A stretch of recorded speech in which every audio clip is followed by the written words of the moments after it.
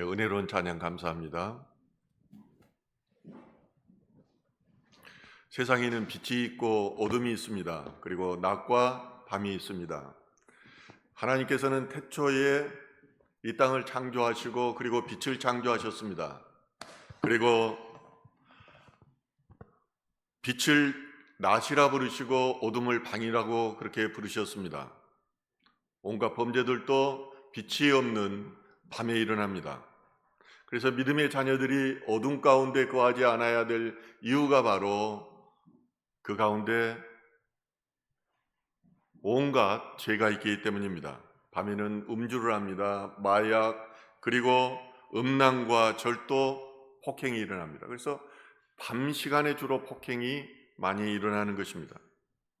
그래서 정상적인 사람들도 밤에 다니면은 넘어지고 죄에 물들게 되어 있습니다. 오늘 본문은 하나님은 빛이시라고 말씀을 하고 있습니다. 그리고 너희는 빛의 자녀들이니 빛의 자녀답게 살라고 권면하고 있습니다. 자연에도 빛이 있습니다. 모든 생물들은 빛이 없으면 살아갈 수가 없습니다. 그러나 오늘 본문에서 말하는 빛은 진리의 빛입니다. 순결의 빛입니다. 그리고 정의의 빛인 것입니다. 특히 사랑의 사도인 요한은 빛을 하나님의 절대 본성이라고 이렇게 말하고 있습니다. 그러면서 하나님에 대해서 정의하기를 먼저 하나님은 빛이시라고 그렇게 말을 하고 있습니다. 하나님이 빛이시다는 말은 그분이 창조자이시라는 것입니다. 생명의 온천이라는 것입니다. 하나님의 모든 지혜가 바로 이 빛으로부터 나오는 것입니다. 그분 안에 모든 것이 추구되어야 될 이상이 있는 것입니다. 우리가 이 땅 가운데서 아무리 성공하고 많은 것을 누리고 살더라도 이 빛이 없으면 공허합니다. 그래서 코로나 이후에 많은 자살자들이 나오는 것은 이 공허함을 이기지 못하기 때문입니다.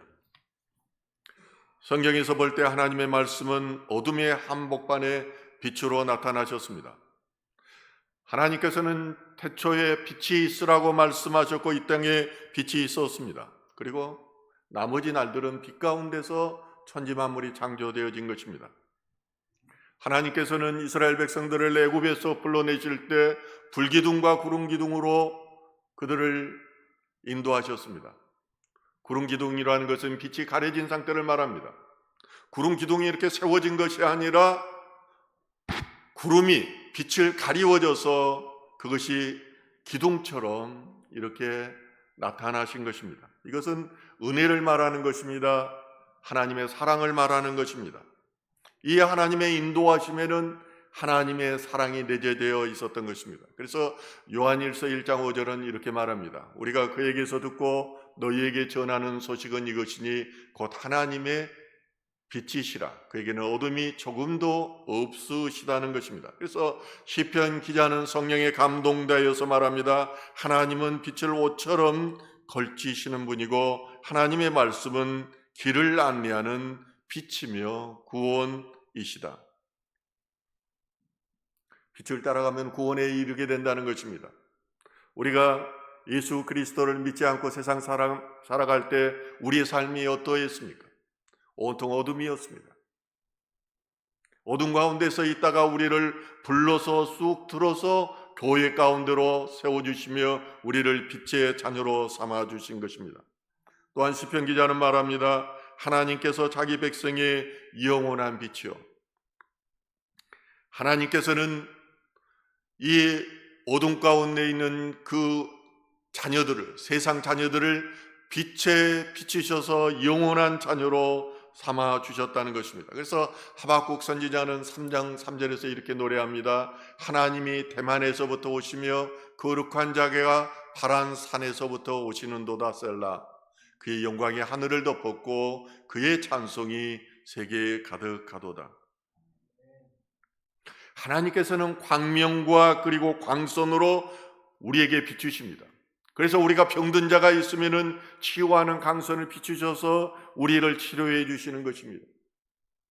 저는 제가 50견이 왔었을 때도 제가 이 손을 왼손에다 얹고 기도했을 때 치유하는 광선이 비추셔서 저를 완전히 낫게 하셨어요. 우리가 어둠 가운데 있을 때 사단 마귀가 우리를 어둠으로 휘어잡고 있습니다. 이랬을 때 하나님의 이 광명에 치유하는 광선이 비춰줄 때 어둠이 쫓겨나는 것입니다. 아멘. 성경에서도 예수 그리스도를 이방 사람들에게 비추는 계시의 빛이라고 말씀하십니다. 빛이신 하나님이 예수님이기 때문입니다. 변화산에서 예수님께서 내려오실 때 해와 같이 그 빛났습니다. 옷은 빛과 같이 희게 되었습니다. 마태복음 5장 14절에 의하면 모든 제자들도 세상에 비치신 그리스도로부터 빛을 받아 세상에 빛이 되라는 명령을 받아왔습니다. 예수님 안에 있는 빛으로 인하여 은혜를 받는 우리들이 빛의 자녀로 살아가라는 것입니다. 사도 바울은 여러 편지에서 하나님을 빛과 빛의 근원이라고 말씀합니다. 고린도후서 4장 6절에 어두운 데에 빛이 빛이라 말씀하셨던 그 하나님께서 예수 그리스도의 얼굴에 있는 하나님의 영광을 아는 빛을 우리 마음에 비치셨느니라. 빛이신 하나님께서는 예수 그리스도를 통해서, 그를 통해서 우리에게 우리 마음의 빛을 비추신다는 것입니다. 이 빛으로 우리는 영적인 생명을 얻었습니다. 어둠으로부터 깨어났습니다. 그리고 우리는 이제 하나님을 바라보는 눈을 가지게 된 것입니다. 이 빛은 하나님의 불면성과도 관련이 있습니다. 하나님만이 죽지 않고 처음이자 끝이며 이 시간 위에 존재하시는 것입니다. 그러므로 요한은 하나님 안에 어둠이 조금도 없으시다고 말합니다. 빛과 어둠, 의와 죄는 하나로 합치되는 일이 결코 없습니다. 빛은 어둠을 밀어내기 때문입니다. 의로움은 죄로 물들 수가 없기 때문입니다. 그러나 예수님 당시에도 하나님을 믿는다고 하는 거짓 교사들은 어둠의 신비 종교에 빠져서 거짓을 가르치기도 했습니다. 오늘날도 일부 목사들은 어둠을 빛이라고 말하며 그리고 거리에서 미움과 혐오를 조장하기도 합니다. 마지막 시대에 우리가 깨어 있어야 하는 것은 빛이신 하나님 안에서 어둠을 분별하여야 되기 때문입니다. 두 번째로 우리는 빛의 자녀답게 살아야 합니다. 빛이신 하나님이 우리에게 빛을 비추셨고 또 그분의 빛이 우리 안에 있습니다. 그러므로 우리와 빛의 관계는 빛을 깨닫는 데 머무르는 게 아닙니다. 빛을 행하여야 한다는 것입니다. 어떻게 사느냐의 문제라는 것입니다. 그러므로 신약 성경에서는 그리스도인들을 빛의 자녀라고 말합니다. 또한 밤이나 어둠에 속하지 않는 낮의 자녀라고 말합니다. 예수님께서는 그가 살아계실 때 낮이었습니다. 그러나 예수님께서 십자가에 달리시던 그날에는 어둠이 밀려왔고 암흑처럼 어둠이 이 땅을 지배해버렸습니다. 그러므로 빛의 자녀들은 빛의 갑옷을 입고 빛의 자녀처럼 살라고 명을 받았다는 것입니다. 요한일서 1장 6절은 말합니다. 만일 우리가 하나님과 사귐이 있다 하고 어둠에 행하면 거짓말을 하고 진리를 행하지 아니함이거니와. 요한에 따르면 우리는 하나님의 빛에 참여하는 사람들인 것입니다. 그러므로 우리는 하나님의 사귐과 진리의 빛 가운데서 살아가야 한다는 것입니다. 빛 가운데 사는지 안 사는지는 실험해 보면은 알 수 있습니다. 자기가 빛 가운데 산다고 하면서도 형제 자매를 미워하는 사람들은 어둠이라는 것입니다. 빛 가운데 있다는 것은 사랑 가운데 있다는 것입니다. 사랑의 빛이 비추는 것입니다. 그래서 사랑이 없으면은 빛의 자녀가 아니라고 성경은 말하고 있는 것입니다. 어떤 그리스도인 선생님이 학생들을 데리고 운동장에 나가서 그림자에 대해서 가르쳤다고 합니다. 학생들과 함께 여러 가지 그림자 모양을 만들던 중에 그에게 갑자기 이런 생각이 들었습니다. 하나님께서는 왜 우리에게 그림자를 주셨을까? 수업이 끝나고도 이 선생님은 이 질문이 맞춰지지가 않았습니다. 그런데 이때 하나님께서 이런 대답을 해주셨습니다. 그림자는 바로 너희들의 죄란다. 내가 그림자를 너의 몸에 붙여진 이유는 그 그림자를 보면서 너희들이 죄인임을 기억하라는 것이다. 세상이 어두면 어두울수록 죄인임을 깨닫지 못합니다. 세상이 온통 죄로 가득해져 있기 때문입니다. 그러므로 그림자 같은 죄를 없애는 유일한 방법은 우리가 빛의 자녀가 되는 것입니다. 에베소서 5장 3절에서는 이 어둠에 대해서 이렇게 말합니다. 음행과 온갖 더러운 것과 탐욕은 너희 중에서 그 이름조차도 부르지 말라. 이는 성도에게 마땅한 바니라. 세상 사람들의 언어 속에는 음행하는 것, 온갖 더러운 것, 또 이기심과 욕심으로 가득한 것들로 넘쳐나고 있습니다. 그러나 빛의 자녀들은 이런 것들을 입에도 올리지 말라고 성경은 가르치고 있습니다. 하나님은 빛의 근원으로 빛으로 지으신 아버지이십니다. 예수님은 그 영광의 주가 되신 분입니다. 그러나 이 하나님을 믿는 것으로 충분치 않습니다. 왜냐하면 귀신들도 예수님이 하나님이심을 알았습니다. 그가 하나님의 아들이심을 알았습니다. 그런데 아는데 그쳐요.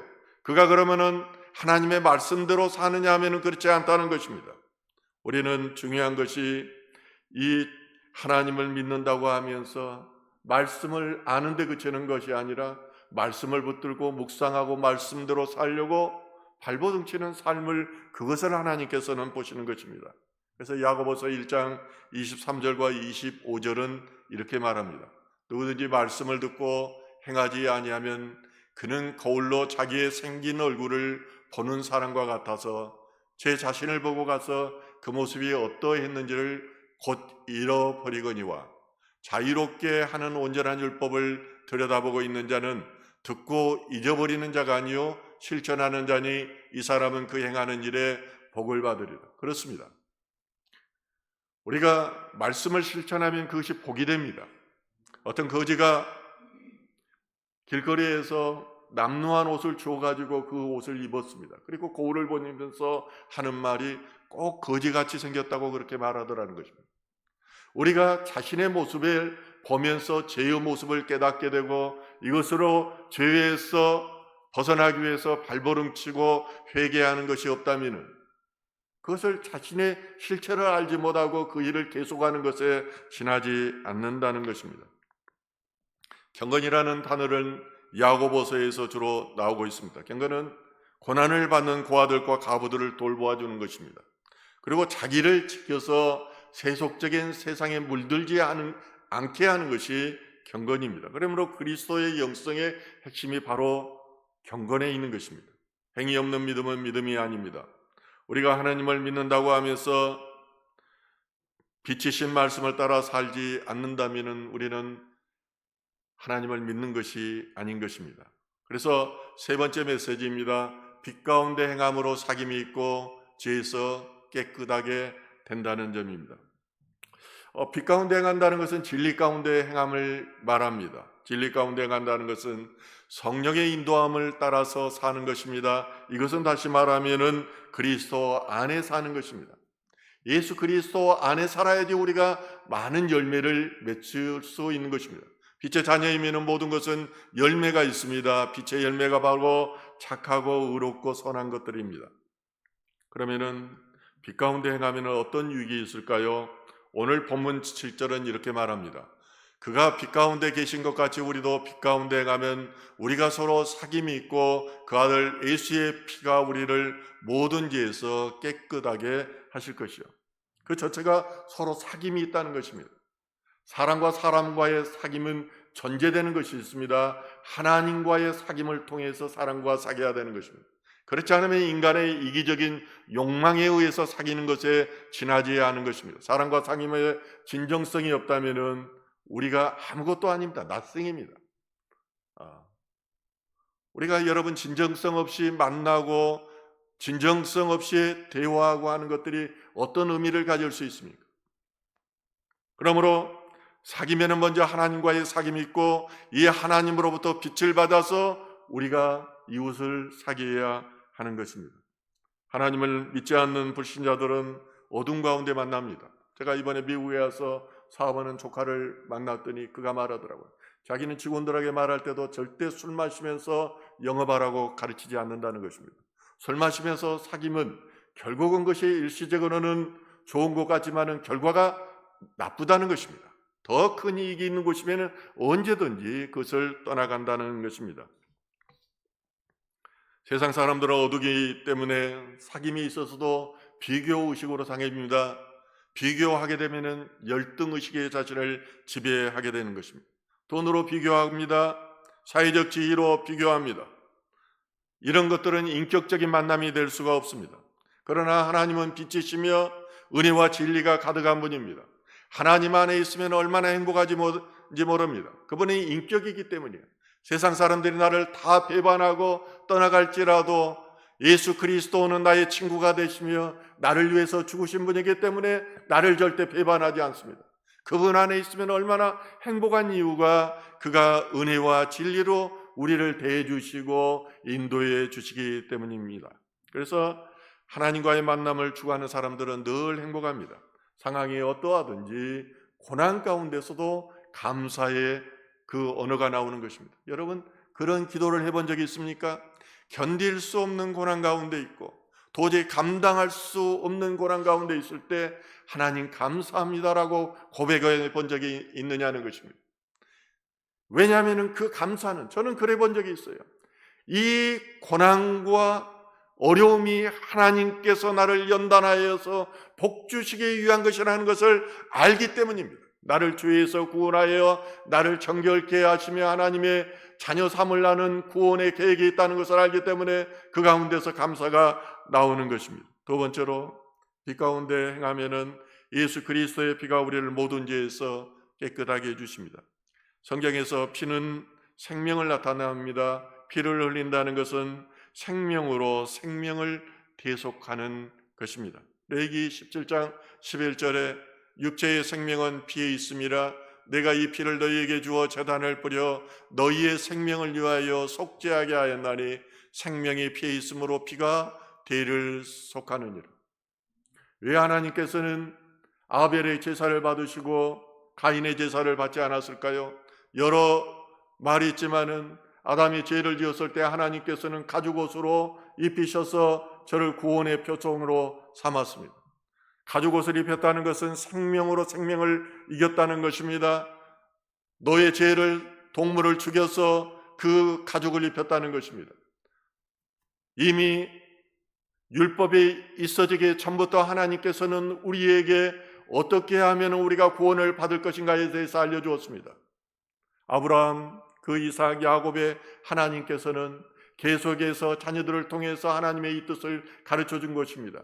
마찬가지로 아담도 그 가인과 아벨에게 하나님의 계획과 제사법에 대해서 말을 해 주었을 것입니다. 그러나 순종함으로 아벨은 제사를 드렸지만은 가인은 그렇지가 않았습니다. 예수님은 영원한 생명이셨지만은 십자가에서 자신의 피를 흘리심으로 많은 생명을 구원하셨습니다. 그러므로 우리가 그리스도 안에서 빛 가운데 하면은 예수님의 피가 우리를 정결케 하여 준다는 것입니다. 저는 이번에 아들 가족들과 같이 카리브해 연안을 그 배를 타고 큰 배 있잖아요. 예, 크루즈. 그걸 타고 여행할 기회를 가졌어요. 그런데 하나님께 감사하는 한두 가지가 있었는데, 저는 직장을 다닐 때 그런 생각을 했어요. 나도 다른 사람처럼 미국을 자유롭게 드나들었으면 좋겠다. 그리고 크루즈 여행 한번 했으면 좋겠다. 그런데 동시에 하나님께서 그걸 들어주셨어요. 그런데 크루즈를 타고 가면서 저는 바닷가 창을 보면서 계속 요나를 묵상했어요. 요나가 큰 물고기의 뱃속에서 있을 때에 그가 어떤 생각을 했을까? 이것을 묵상하다 보니까 또 바울이 눈이 어두워가지고 3일 동안이나 그가 어두워가지고 소경된 삶을 살았던 것이 떠오르더라고요. 예수님에서 3일 동안 십자가에 달리신 후에 지옥에 내려가서 그가 승리를 선포하셨던 것들이 떠올랐어요. 이것은 무엇일까? 요나의 것들은 결국은 우리가 죄 가운데서 회개하는 것, 그래야 빛의 자녀로 나가는 것이구나. 우리는 정말로 이 큰 몇십만 톤 되는 배가 있지만은 그것도 하나님이 보시기에는 한 점에 불과해요.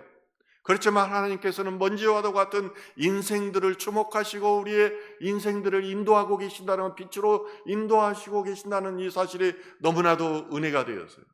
그날 밤에 잠을 자는데 저는 마귀를 봤어요. 그 객실 가운데 사이에서 딱 마귀가 움츠리고 있더라고요. 제가 유심히 보면서 마귀가 어떻게 행동하는가를 가까이 가서 봤더니 마귀가 탁 실제를 드러내요. 예수 그리스도의 이름으로 명하였습니다. 움찔움찔하더니 물러나지가 않아요. 저는 지금 예수 보혈의 피를 말하려고 합니다. 그래서 예수의 보혈의 피를 막 명령했어요. 그랬더니 마귀가 사라지는 것을 봤어요. 예수 그리스도의 피에 능력이 있는 것입니다. 그가 우리가 빛 가운데 행할 때 예수 그리스도의 피의 능력이 나타나는 것입니다. 우리가 그 피로 제사함을 받고 하나님과 회복되었으며 또 빛의 자녀가 된 것입니다. 우리가 살아가면서 관계가 회복되어야 행복합니다. 그런데 죄가 우리를 붙들고 있으면 행복하지가 않습니다.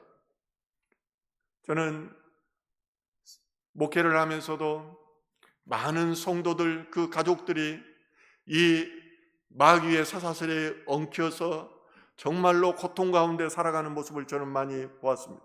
이것이 마귀의 역사인 것을 알지는 못해요.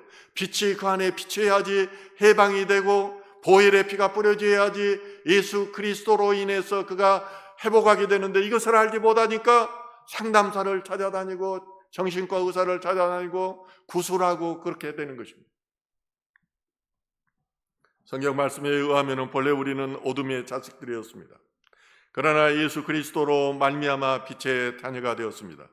빛이 되신 예수님이 내 안에 들어오심으로 우리는 정결케 되고 또한 행복하게 되고 소망이 가진 존재가 되어야 된다는 것입니다. 어떤 상황 가운데서도, 오늘 이 땅 가운데, 이 땅에 지구의 멸망이 올지라도 우리가 소망 가운데 즐거워할 수 있는 것은 우리는 예수 그리스도 안에서 구원을 받았다는 이 놀라운 은혜의 선포의 말씀 때문입니다. 이사야서 60장 1절에 일어나라 빛을 발하라고 말씀하십니다. 우리는 빛을 받은 자녀들이기 때문에 이 땅을 향해서 빛을 발하여야 한다는 것입니다. 우리는 빛을 발하고 싶지 않아도 예수 그리스도가 내 안에 있으면 저절로 이 빛이 발하여지는 것입니다. 이것이 선으로 세상에 드러나게 된다는 것입니다. 그래서 요한계시록 3장 8절에서 말씀합니다. 볼지어다 내가 내 앞에 열린 문을 두었으되 능히 닫을 사람이 없으리라. 내가 내 행위를 아노니 내가 작은 능력을 가지고서도 내 말을 지키며 내 이름을 배반하지 아니하였도다. 빌라델피아 교회를 향한 말씀입니다. 우리가 무슨 생각하고 있는지 하나님께서는 아세요. 세상 사람들은 우리의 외모를 봅니다. 결과를 보고 우리를 평가합니다. 그러나 하나님께서는 우리의 태도를 보고 우리의 의도와 동기를 보고 계시는 분입니다. 그것을 보고 여러분에게 복을 주시고 또 자녀 삼아 주시는 것입니다. 빛의 자녀로 빛의 열매 맺는 저와 여러분 되기를 주님의 이름으로 축원합니다. 오늘 본문을